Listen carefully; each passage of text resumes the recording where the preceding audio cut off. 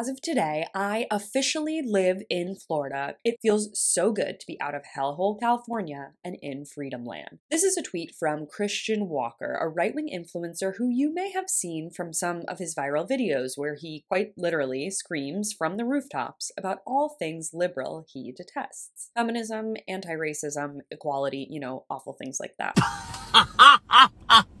It's always the loudest mouths are always people who aren't affected with this Texas heartbeat bill. It's people who need a gym membership raising their voices about abortion rights. Sweetie, you don't need an abortion anytime soon because you need to have sex first. And I'm not sure anybody's down for that right now with you. So who cares about this kid, and why should we give a crap about him moving to Florida? The land of Trump and Ron DeSantis can have him, right? Well, Christian Walker also happens to be the son of Herschel Walker, the ex-football player running perhaps the saddest campaign for Senate I've ever seen. So while he may seem like just a kid with a TikTok account, he's also extremely close to the actual Republican levers of power, and he is not alone. You've maybe gotten glimpses of Florida's increasingly right-wing turn over the years, but it's actually quite astonishing how it is quickly becoming the center of all things right, not just policy-wise, but culturally as well. And in our day and age where social media is king, certain right-wing influencers are not only gaining insane levels of fame, but their influence politically is spreading in a way that I think deserves talking about. So the Tampa Bay Times reports that the area is rapidly becoming a community of MAGA brand influencers who have forged an ecosystem of provocative, conservative content. The author writes, quote, "With former President Donald Trump at Mar-a-Lago and Republican Ron DeSantis residing in the governor's mansion, influencers are increasingly finding access to the corridors of power." An example of how this media/content culture is spreading politically can be seen in the following. So there's this pretty heinous influencer, David Leatherwood, and he recently posted a photo of drag queens reading books to children with the caption, quote, "Here are 4 reasons gay conservatives support the anti-grooming bill," aka DeSantis's Florida parental rights in education, better known on the left as the Don't Say Gay bill. So you can see the direct line between this growing community of MAGA culture warriors and policies that have real-world material impacts on citizens. Tucker Carlson and Ben Shapiro both have recently bought property in Florida, and Ron DeSantis, who according to the piece actually typically declines interviews with traditional Florida media like certain newspapers and local television channels, he's been on Shapiro's podcast as well as filmed interviews in Tucker's Florida studio. So something's clearly brewing in Florida that we shouldn't just toss off as a liberal exodus from California, because these influencers